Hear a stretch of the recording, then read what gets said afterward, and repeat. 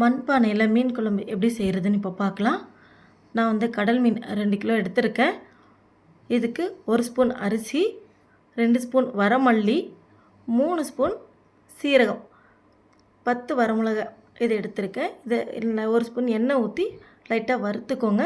வறுத்து நல்லா நைஸாக அரைச்சி எடுத்து வச்சுட்டு ஒரு கையளவு, அதாவது 1/4 கிலோ வெங்காய அளவு எடுத்திருக்கேன்.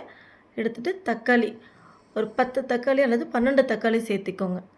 2 கிலோ நான் மீனுக்காக சொல்லிகிட்ருக்கேன்.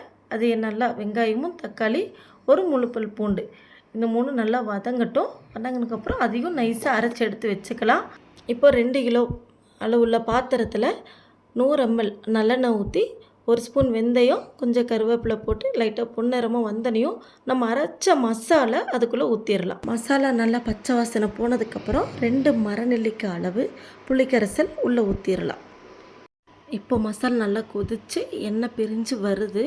இந்த நேரத்தில் இப்போ நம்ம நல்லா கழுவி சுத்தப்படுத்தி வச்சுருக்க அந்த மீனை அந்த மசாலில் போட்டுடலாம். போட்டுட்டு 10 நிமிஷத்துக்கு சிம்மில் வச்சு மூடி வச்சிடலாம். இப்போ சுவையான மீன் குழம்பு ரெடி. மறக்காமல் லைக் பண்ணிவிட்டு சப்ஸ்கிரைப் பண்ணிடுங்க.